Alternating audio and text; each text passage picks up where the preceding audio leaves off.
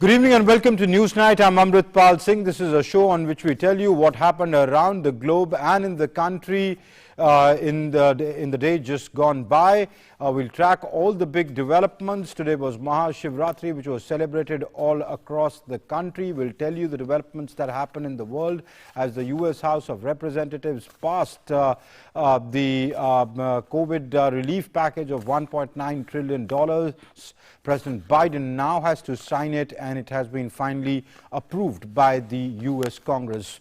Well, election is heating up. Election in the states going to elections, including West Bengal, Tamil Nadu, Kerala in India. We'll bring you news about that and much more over the next 1 hour. Let's begin with the headlines we're tracking at this hour. Exactly 1 year after the pandemic was declared, COVID vaccination at record levels in India as compared to other countries. More than 2 crore 56 lakh people inoculated. Week-long lockdown announced in Nagpur beginning Monday following an increase in COVID cases in Maharashtra. Health Ministry warns, don't throw caution to the winds yet. U.S. President Joe Biden's $1.9 trillion COVID-19 relief bill wins the final approval of the U.S. Congress. It is the largest economic stimulus measure in U.S. history. Australia also unveils $928 million COVID-19 stimulus for its tourism industry. The United Nations Security Council strongly condemns the violence against peaceful protesters in Myanmar, calls for immediate release of all detainees.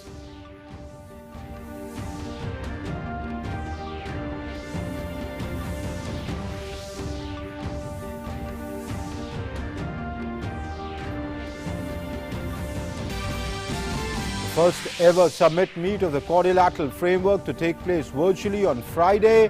Renewed focus on Indo-Pacific and the post-COVID global recovery. Prime Minister Narendra Modi to take part along with Australia's Scott Morrison, Japan's Suga Yoshide and US President Joe Biden.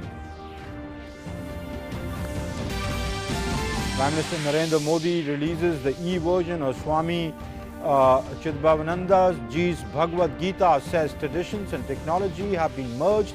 This effort will connect more youngsters with the noble thoughts of Gita, teachings of Gita even more relevant as the world battles global pandemic.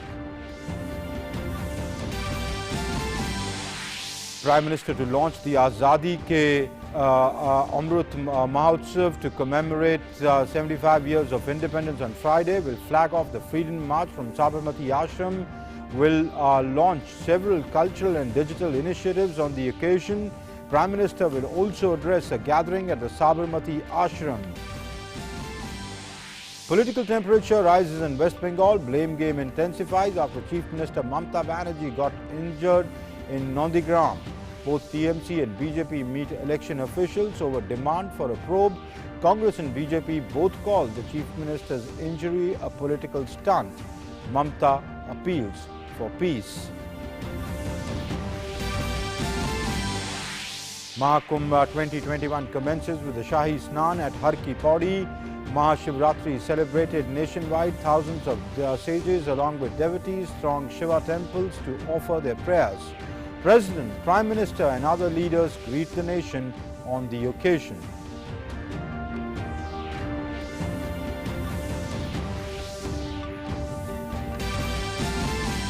And India to play a 5-match T20 series against England starting Friday. Tough contest expected between top-ranked team England and third-ranked Indian team.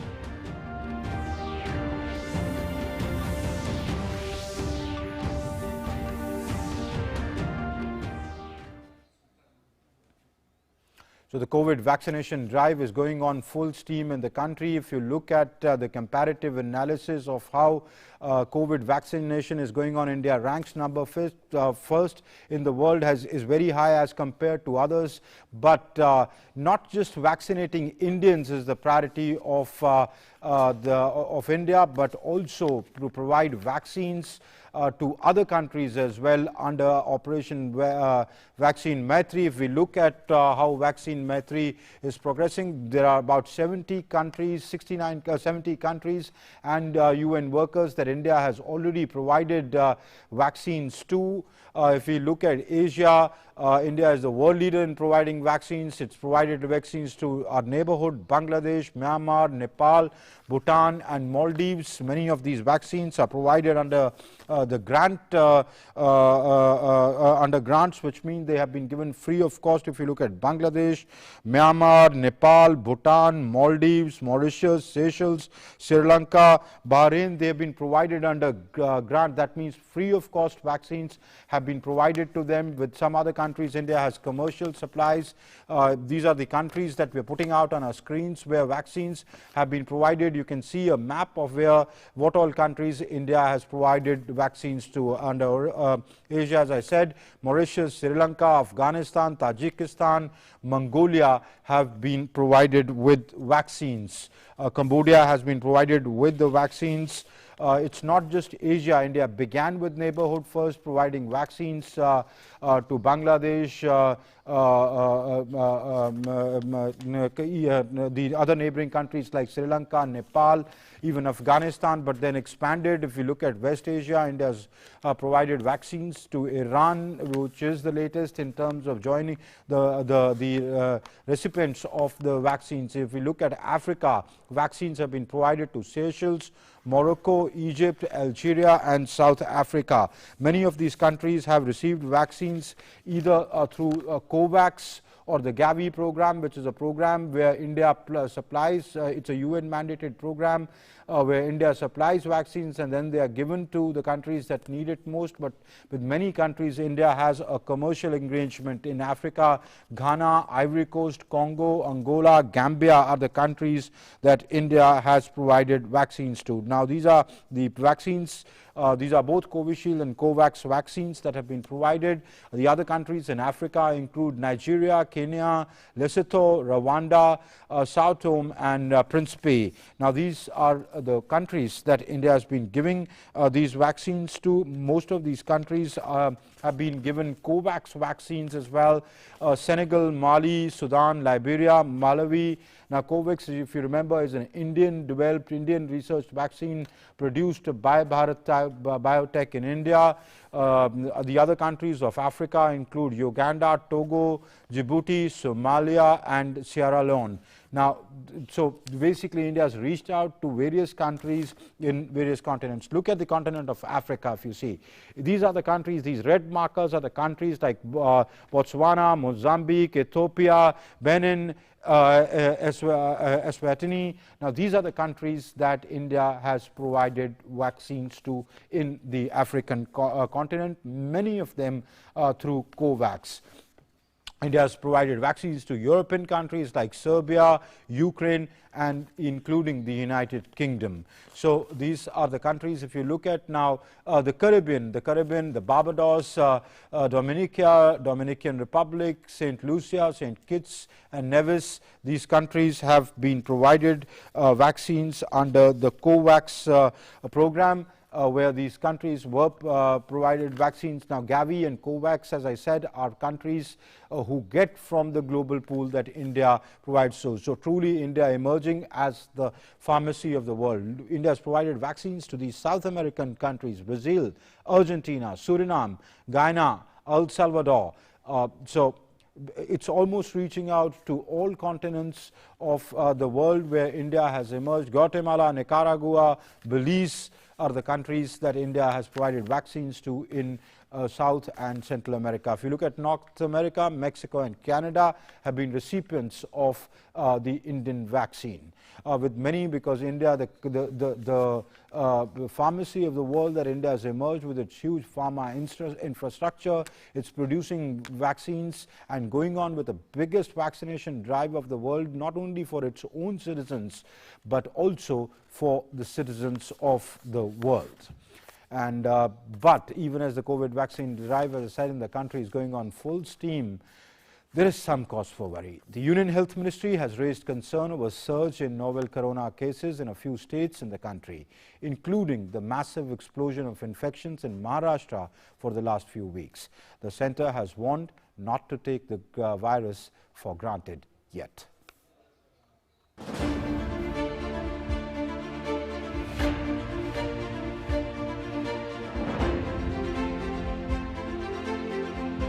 Efforts to contain the COVID-19 pandemic are going on a war footing across the country.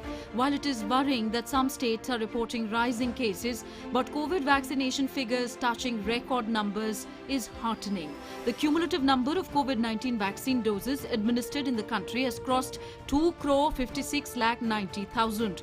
Not only this, India is leading other countries in undertaking the world's largest COVID-19 vaccination program. The US had administered 3,68 lakh vaccine doses in the first 53 days.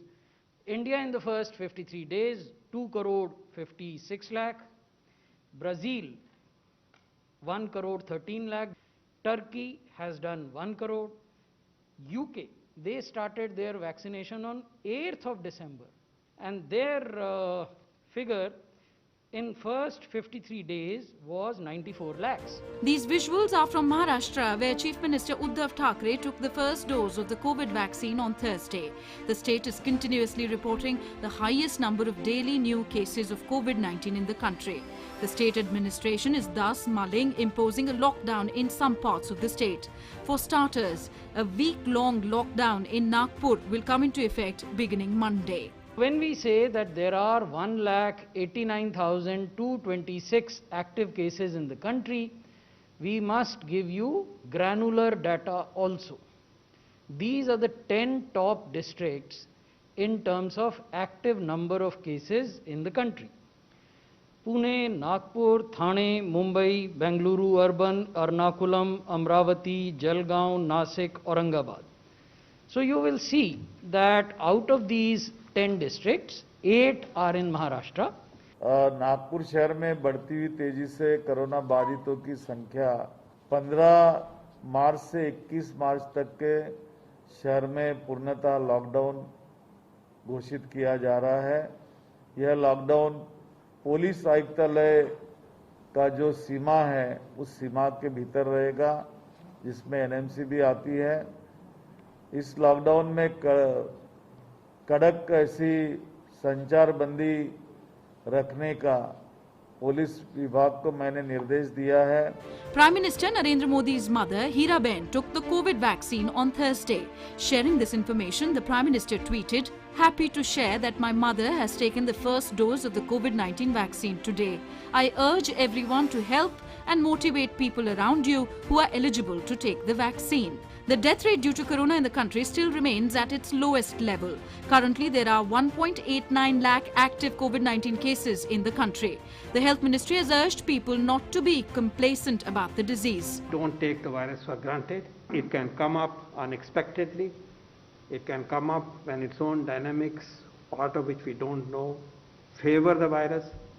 And it also tells us that if we have to remain free of this virus with time, it is very important that all our armamentarium, COVID appropriate behavior, containment strategy, readiness from the health system point of view, our facilities, and so on and so forth, as well as vaccination today, has to be brought into facing this pandemic and the virus in full ballast. The Health Ministry further informed on Thursday that the recovery rate in the country remains at 97%, mortality rate from COVID stands at 1.4%, and the rate of active cases is 1.6%. With Bureau Inputs, Nitendra Singh's report, DD India.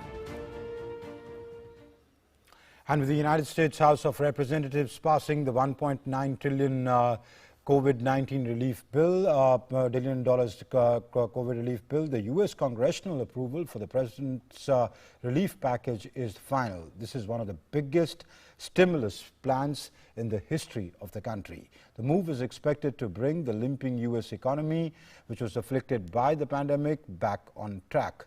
Meanwhile, Australian government also unveiled a $928 million tourism support package on Thursday aimed at boosting local travel while international routes remain closed because of the pandemic.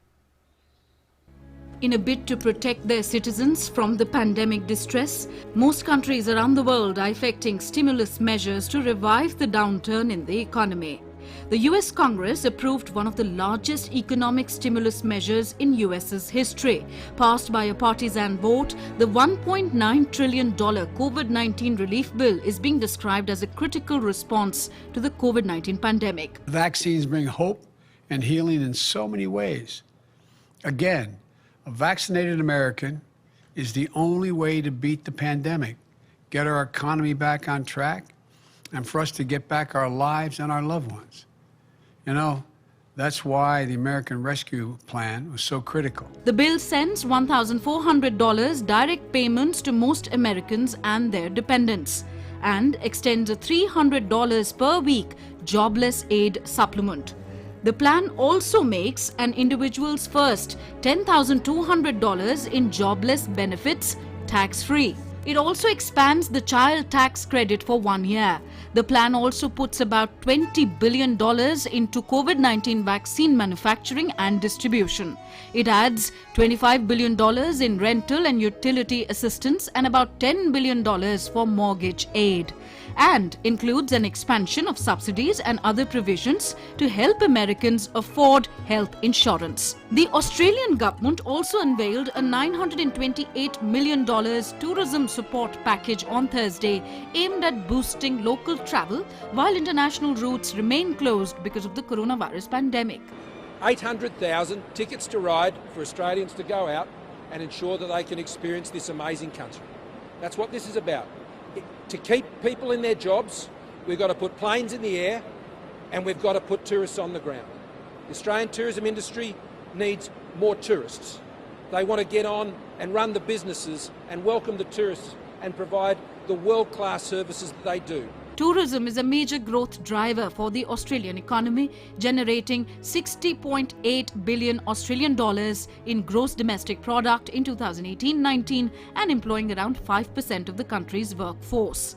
India responded with stimulus and relief efforts earlier than most countries.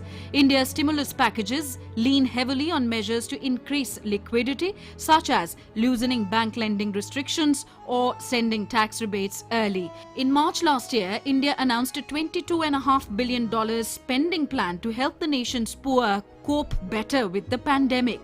This included free grain and other staples for poor families for 3 months, expanded insurance for healthcare workers, one-time cash payment of $13.31 to 30 million senior citizens, pushing up scheduled cash payments to 87 million farmers as part of an existing program, free cooking gas to women in rural areas for 3 months, and establishing a fund to help construction workers affected by the quarantine. In May last year, Prime Minister Narendra Modi had announced the Atmanirbhar stimulus program. This included a spending of $266 billion focused on small and medium-sized businesses, help to the poor, especially migrant and farm workers, and for the agriculture sector. Reviving the global economy cannot be an individual effort, as it requires multilateral cooperation, and that is the learning we all need to forge from the COVID-19 pandemic. Bureau Report, DD India.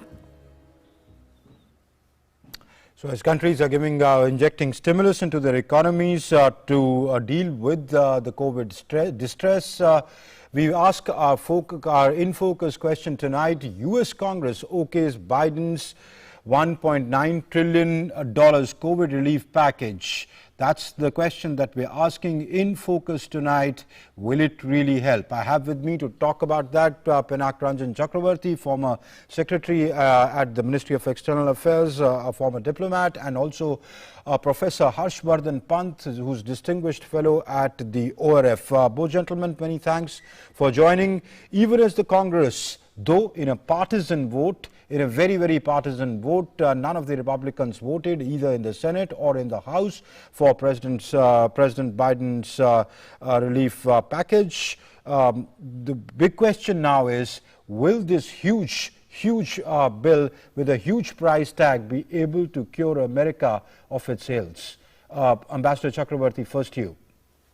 Well, it's too early to tell because this 1.9 trillion package sharply divided, polarized between the two parties, the voting. But it will help, I'm sure, because this is not the first package, by the way. They had earlier packages as well. Basically, it is cash injection into individuals and to certain, like child welfare, insurance, etc. So that now I believe they have even included car repairs, because some people who have cars have not been able to afford repairs, and hence their mobility and transportation has been affected. So this will inject a lot of money into the economy and hopefully revive economic activity, and create more jobs. Already there are signs of recovery, but this will help it speed it up. Okay. Professor Panth, let me come to you now. Of course, the Conservatives argue that it is a huge package. The country's Treasury cannot take it. President Biden has been too liberal because of his electoral promises that he had to keep, but he's squandering away the nation's wealth. This is not the right way to go. But even within the Democrats, the moderates in many aspects do not agree with the progressives or the liberals, as we call them, about the package, and there are divisions within the Democrats as well. How well does that augur, one, for the Democratic Party, and secondly, implementing this package for President Biden?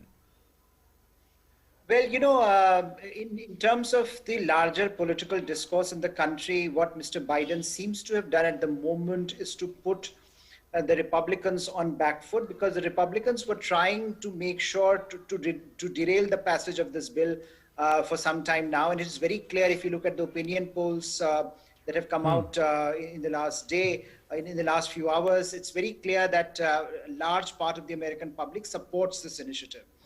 Because, the numbers matter. When there are times of huge distress, if the government sends out a signal that this is, look at the numbers, 1.9 trillion, one of the most significant reform measures. People are comparing it to American, involvement in World War II, or even the FDR era New Deal measures. So clearly there is a sense that this is something big, and the government is coming to rescue individuals and people and businesses.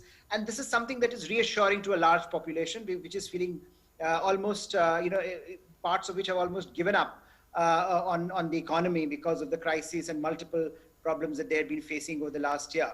So clearly now that the government is back on track and Biden seems to be taking the bull by the horns, there will be a great degree of, I think, resonance in the people for this measure.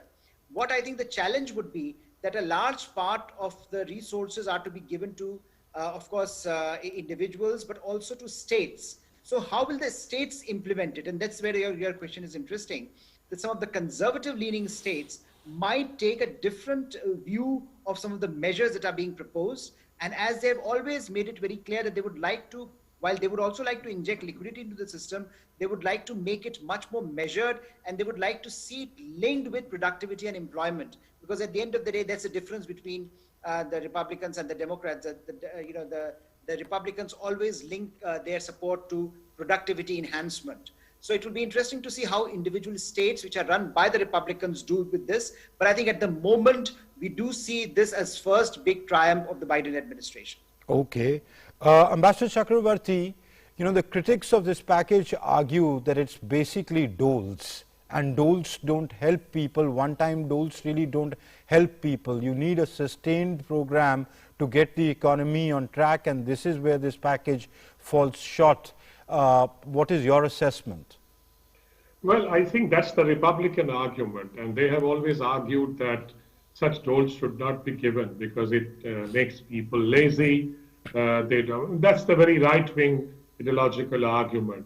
So as opposed to welfare measures, they would rather give this money to companies and large companies at that, so that they think that they will be able to generate jobs and revive the economy better than giving money to individuals. But there is no escape from giving some amount of welfare to the people who have been very badly affected. And that is the bottom level in the society. I mean, people who are hovering on the poverty line, or those who are poor and cannot afford and have lost their jobs and can't afford, medical care, insurance, etc. So I think that is what is important. Don't forget that even this money in individual pockets will revive the consumer section of the market. Right. People will go out and buy more, and that will add to the companies manufacturing more, or at least consuming more. But then, of course, there is always that argument that they start consuming more Chinese goods than American goods. Okay. So I think that is another aspect of it, but that's a different trade matter. All right. Professor Panth, let's talk about what Australia did today. It came out with a $928 million planned stimulus plan, or a tourism support package, to basically boost its tourism industry, the local tourism industry, though international routes still remain to be largely closed. Do you think that is the way forward? Because just about 5% of the workforce is involved in tourism there, but yes, its two major airlines have suffered huge losses. Yes, I think it's a part of a larger package that Australians are trying to think about. So certainly this is one sector which they have prioritized. And because, as you point out, it's a small section, but I think you have ancillary industries that are related to this sector, which have long, supply chains within the Australian ecosystem. And I think that might be one reason why they have taken this initiative, because clearly the larger international travel is at a minimum. And so in internal travel, domestic tourism has to be revived from their perspective. And that is something they hope would help at least part of the population, part of the industrial sector that had been reeling from the adverse effects of COVID-19.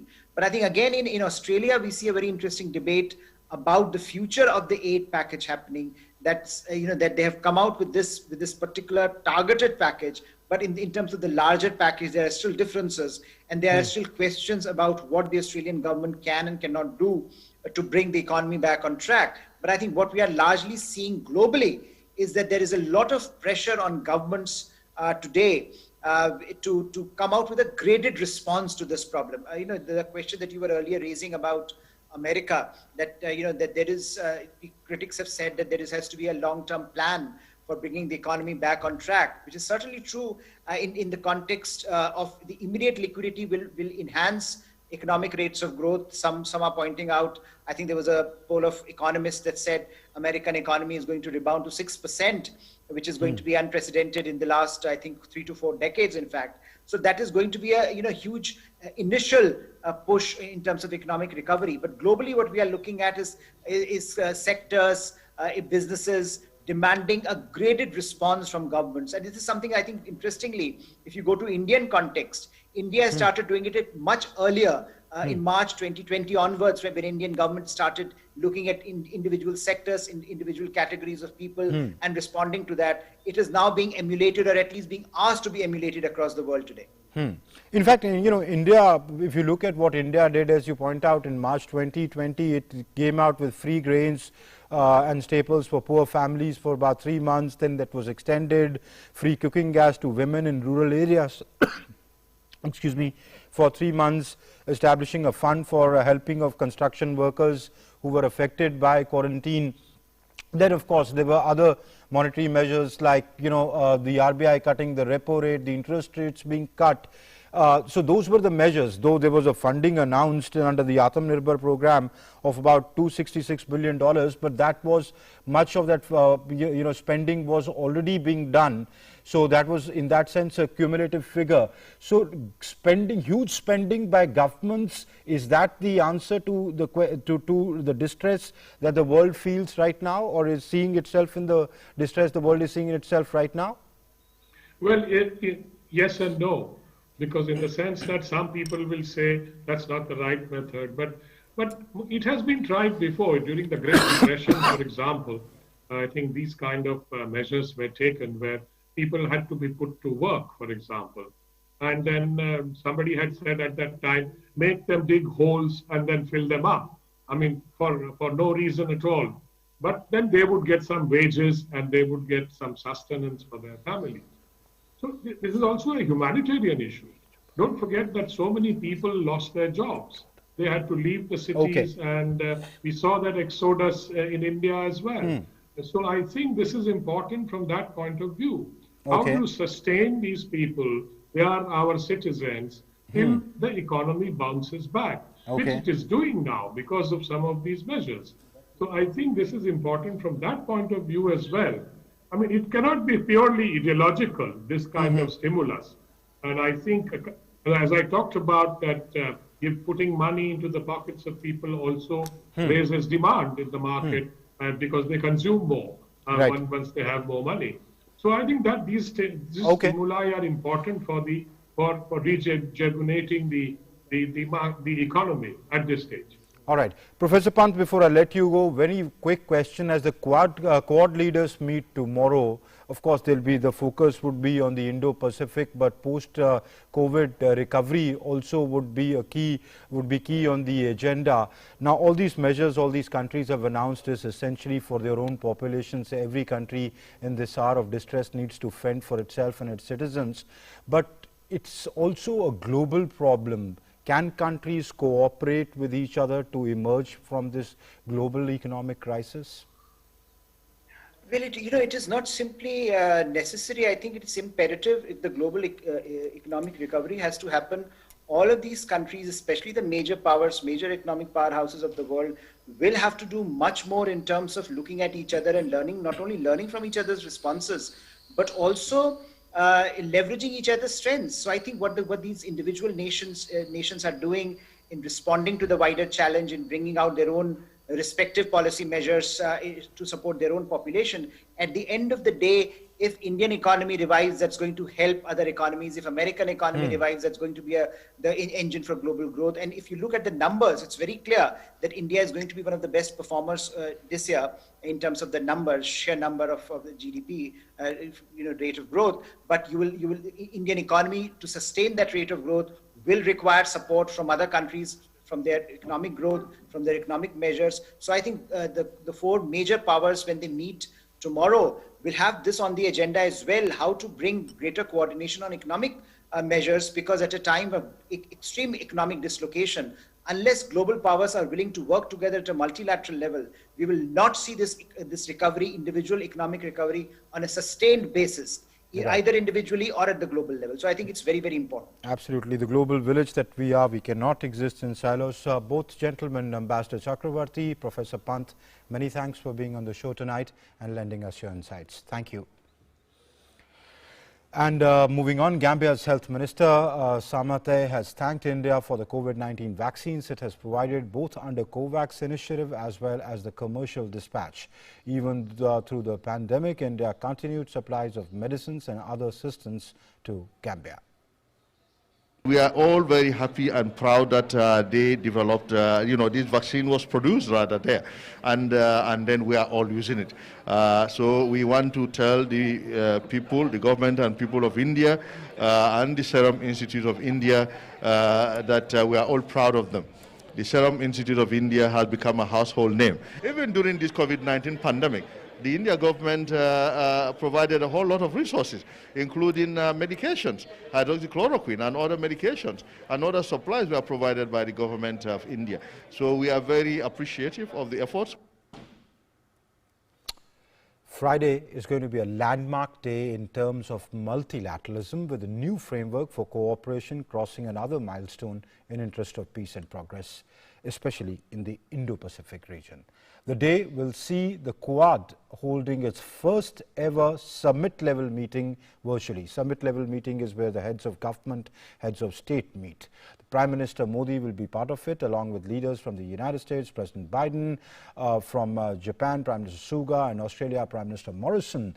A lot of anticipation is building up around the meeting. Now, the Quad is an abbreviation for quadrilateral. It is an informal grouping of 4 countries: India, Japan, the United States, and Australia.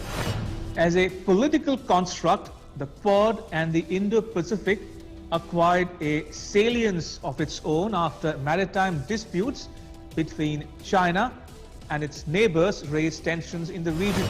Now, India, like much of the world, sees the Indo-Pacific as a global commons, a part of the Earth's shared resources such as oceans. But China sees it differently. China has built artificial islands in the South China Sea. It also placed military equipment on some of those islands.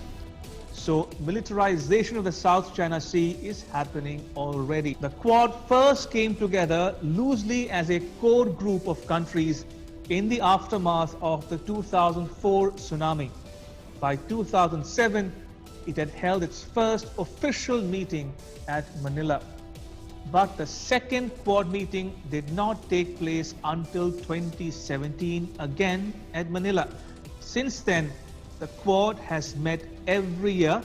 It met twice at Singapore in June 2018 and again at Singapore in November 2018. 2019 saw the Quad getting elevated to the ministerial level. Foreign ministers of all the 4 Quad countries met at New York City on the margins of the United Nations General Assembly. The same year, that is 2019, officials from the Quad countries met at Bangkok. In October 2020, at the height of the COVID-19 pandemic, the Quad foreign ministers met in person at Tokyo. And they held talks most recently on 18th February, only this time they met virtually. 2017 saw the revival of the Quad. Officials from all 4 Quad countries met after a gap of 10 years. Their talks were held at Manila in the Philippines on the margins of the East Asia Summit. Now, some other developments took place parallelly. The US announced its National Defense Strategy in January 2018. That document followed the National Security Strategy unveiled in December 2017. Also, the US military renamed its Pacific Command as the Indo-Pacific Command. It is a unified combatant command of the US Armed Forces for the Indo-Pacific region. 2018 also saw Prime Minister Modi lay out his vision for the Indo-Pacific in his address to the Shangri-La Dialogue.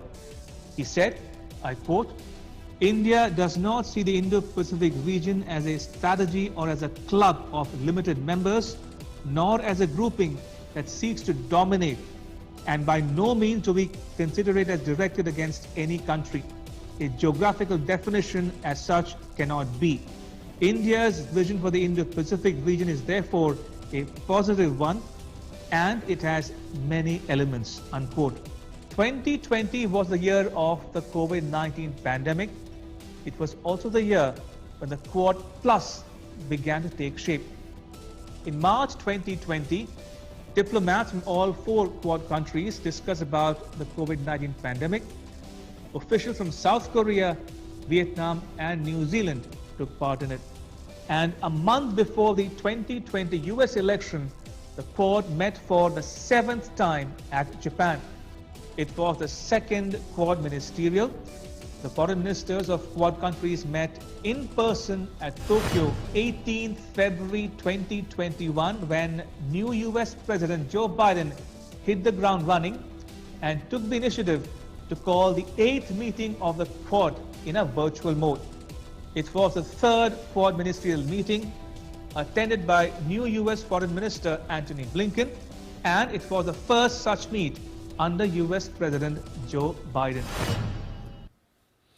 So that was my colleague Ramesh Ramachandran explaining us how the Quad came into being, where all it met, the timeline of the Quad. Now When the Prime Ministers and the US President meet, the four leaders meet for the first ever summit, though it's taking place virtually tomorrow evening. There will be key issues on the agenda: Indo-Pacific, a free and open Indo-Pacific, of course, but other important issues like climate change, issues of maritime security, emerging critical technologies, resilient supply chains, and most importantly, the global pandemic, cooperation during the pandemic and post-pandemic economic recovery will be on the key on the agenda of these leaders when they meet for the first ever summit tomorrow. So all eyes would be on the summit. We'll have to see where this goes. But one country that will be closely watching this summit is China. All right. Moving on, China on Thursday confirmed that top Chinese diplomat Yang Jiechi and State Councillor Wang Yi will hold a high-level strategic dialogue with U.S. Secretary of State Antony Blinken and National Security Advisor of the United States Jake Sullivan in Alaska on the 18th and 19th of this month. The announcement comes ahead of the first Quad Leaders Virtual Summit on Friday. The Quad meeting will be closely monitored in China. White House on Wednesday had confirmed the first high-level in-person contact between the two countries under the Biden administration. So the Chinese and the Americans are ready to talk. China has been very unnerved about the Quad meeting and has been saying India and the United States should only do as much as it doesn't upset the balance of power in the region. So now the Chinese and the Americans are ready to sit and talk at the foreign ministers and senior diplomats level. Coming back to India, Prime Minister Narendra Modi today virtually launched the Kindle version of Swami Chidbhavananda's Bhagavad Gita. Prime Minister stressed on the importance of e-books, saying that Kindle version of Gita will connect more youngsters with its noble thoughts. Prime Minister Modi said that the beauty of Gita is in its depth, diversity and flexibility. He added that Gita teaches us the value for larger humanity, which is also the core of Atmanirbhar Bharat. At the core of Atmanirbhar Bharat is to create wealth and values not only for ourselves but for the larger humanity. We believe that an Atmanirbhar Bharat is good for the world. In the recent past, when the world needed medicines, India did whatever it could to provide them. Our scientists worked in a quick time to come out with vaccines. And now, India is humbled that vaccines made in India are going around the world. We want to heal as well as help humanity. This is exactly what the Gita teaches us. The Prime Minister said that India is humbled that made in India COVID-19 vaccines are going around the world and helping people, exactly what Bhagavad Gita teaches us. The world is fighting a tough battle against a once-in-lifetime global pandemic. The economic and social impacts are also far-reaching. In such time, the path shown in the Srimad Bhagavad Gita becomes ever relevant. It could provide strength and direction to once again emerge victorious from the challenges humanity faces. In India, we saw many instances of this. Our people-powered fight against COVID-19, the outstanding spirit of the people, the courage of our citizens. One can say that behind this are glimpses of what Gita highlights.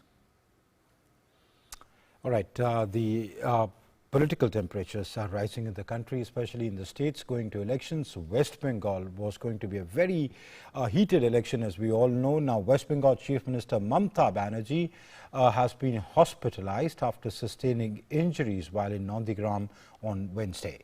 With elections merely weeks away, both the BJP and the TMC are alleging foul play and calling for further investigation into this matter.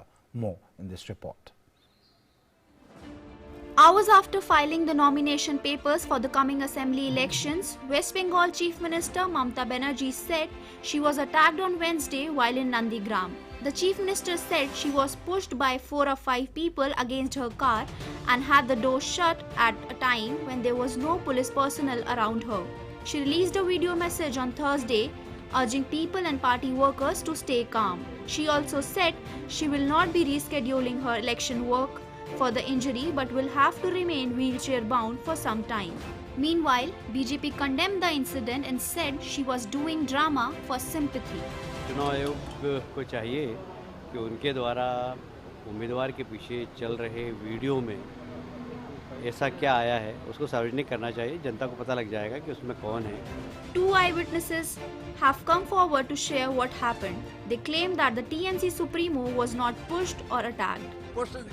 ওখানে ছিলাম, উনি এসে হাত জোড় করে আসছে, এসে উনি হচ্ছে দরজা খোলা আছে আর গেটের সামনে বসে আছে, বসে থেকে উনি হাত জোড় করে আসছে আর ওই পোস্টার যে আছে পোস্টারে দরজা লেগে গেছে আর দরজা এসে লেগে এখানে লেগেছে পাতে লেগেছে, এই পরিষ্কার, আর কেউ কোনো ঠেলেও নি মারেও নি, ডাইরেক্ট বেরিয়ে. In a letter to Election Commission, the BJP has requested a detailed inquiry into the matter. It also saw that video footage of the incident to be made public.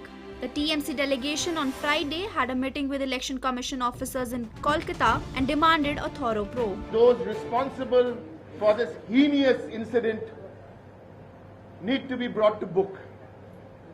And it's in such poor taste that 20-30 minutes after this happened, there were other kinds of statements meant.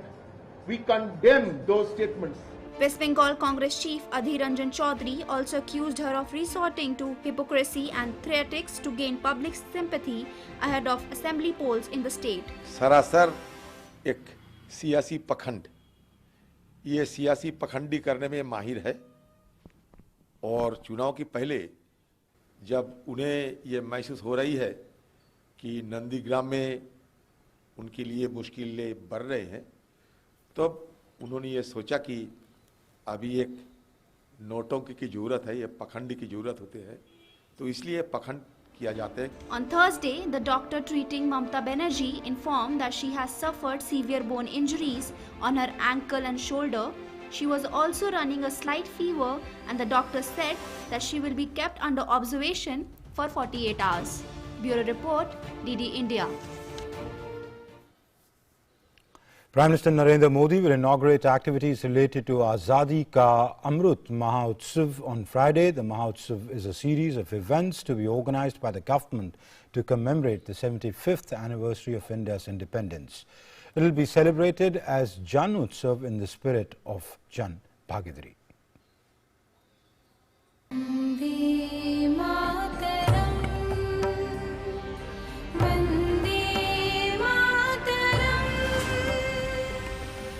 आजादी का ये अमृत महोत्सव, वो 5 स्तंभ में हम उसको विभाजित कर सकते हैं.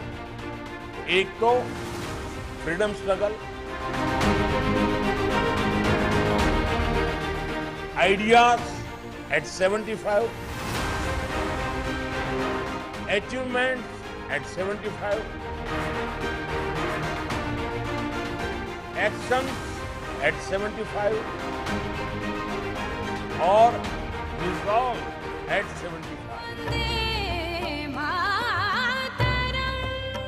To mark the glory of 75 years of India's independence, Prime Minister Narendra Modi will flag off the Freedom March from Sabarmati Ashram on Friday and will inaugurate several activities of the Azadi Ka Amrut Mahotsav. The Prime Minister will also launch various other cultural and digital initiatives.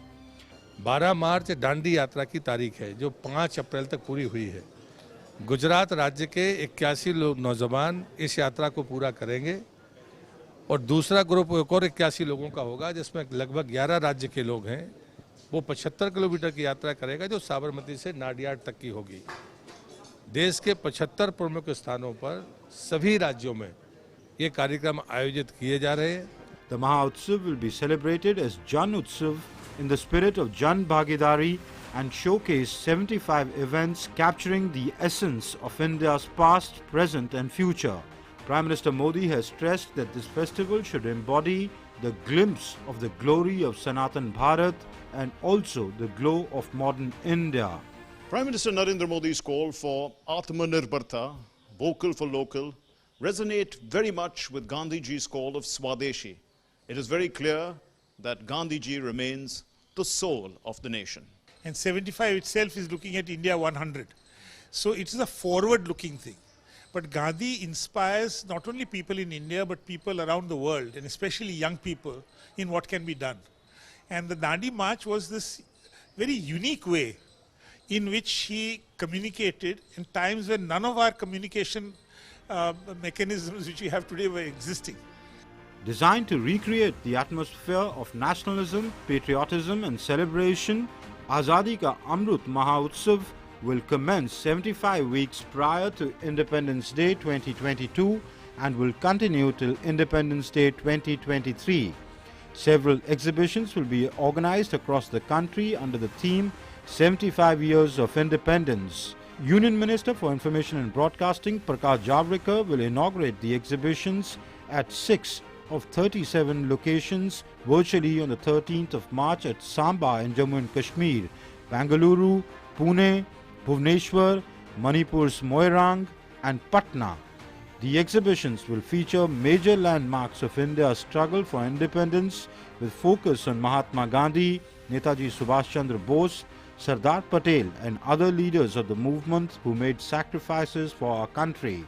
देश भर में वो 75 स्थानों पर 75 सप्ताह तक एक कार्यक्रम चलेगा, तब उससे बहुत बड़ा एक परिवर्तन आएगा, वातावरण बनेगा और इसलिए जो ये कार्यक्रम है प्रधानमंत्री का दिया हुआ उसका बहुत बड़ा महत्व है. State governments will also participate in the mega event. In Karnataka, Chief Minister B.S. Yediyurappa will participate in the Azadi Ka Amrit Mahotsav at the Vidur Ashwata is known as the Jallianwala Bagh of South. On the 25th of April in 1938, the British forces opened indiscriminate firing on freedom fighters and the scene was similar to Jallianwala Bagh. And thus, as we count down 75 weeks to India's 75th anniversary of independence, it's fitting that we come back to the place where it all began. With cameraman Mohit Joshi, this is Mark Lynn, DD News from the Gandhi Ashram in Ahmedabad. So the Prime Minister will kick off the Azadi Ka Amrit Mahotsav tomorrow. To talk more about that, I'm joined by my colleague Mark Lynn, who joins us from Ahmedabad. Mark, give us a sense of what time does the Prime Minister inaugurate that and what all can we expect tomorrow? Well, the Prime Minister has a rather tight schedule. He'll be here at around 10:30 in the morning and the program will last for about 2 hours.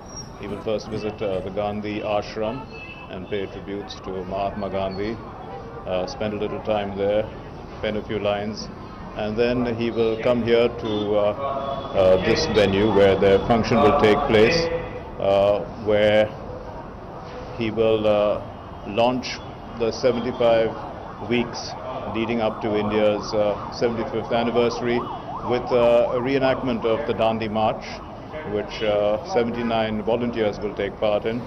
There will be a cultural event that will take place. The Prime Minister will also speak. And in fact, right now we are listening to the dress rehearsal of that cultural event that is going to take place tomorrow. There's a lot of anticipation. People are waiting for the Prime Minister and they're kind of looking forward to this event tomorrow. All right, Mark, due to shortage of time, we'll have to leave it there. You cover the events. We'll keep coming back to you through the day. Many thanks for joining us for the moment. Moving on to some international news now. Myanmar. 8 protesters were shot dead in Myanmar on Thursday as the junta reacted to international condemnation of its crackdown by claiming ousted civilian leader Aung San Suu Kyi had accepted hefty illegal payments. Police fired tear gas into crowd protesters in Dawai, the southern city of Myanmar, in which 8 persons were killed when security forces opened fire on the countrywide protests against the coup. The UN Security Council has strongly condemned the violence against the protesters in Myanmar. In a statement, the UNSC expressed deep concern at the arbitrary detention of members of government, including State Councillor Aung San Suu Kyi. President Win Myint and others have called for immediate release of all those detained arbitrarily.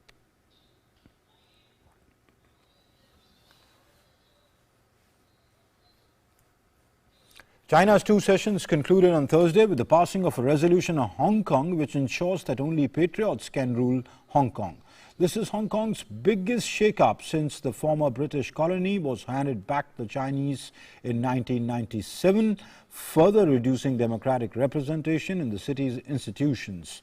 The controversial overhaul of Hong Kong's electoral system, which comes amid an intensifying crackdown in the city, will give pro-Beijing committee more power to choose Hong Kong's lawmakers. The legislation is expected to be announced in greater detail when the NPC Standing Committee meets at a later date, and it could be enacted into Hong Kong law within the next few months. Prince William has defended the British royal family after his younger brother Harry and wife Meghan accused him of racism in an interview watched around the world. The Duke of Cambridge, son of heir to the throne Prince Charles, added that he had yet to speak to Harry in California since the interview first aired in the United States on Sunday. A keenly awaited statement from Queen Elizabeth II, issued on Tuesday, was conciliatory towards her grandson and his mixed-race spouse after their interview with U.S. chat show host Oprah Winfrey.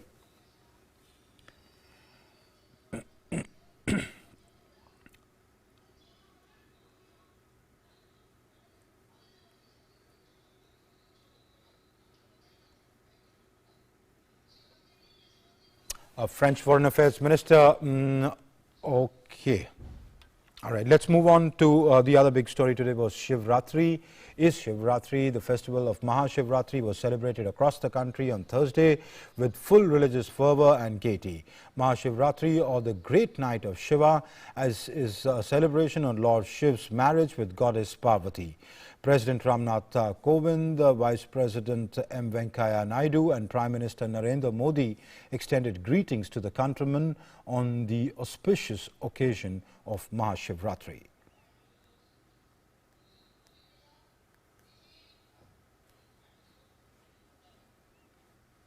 And that's it in Newsnight for tonight. Thanks for watching. Namaskar.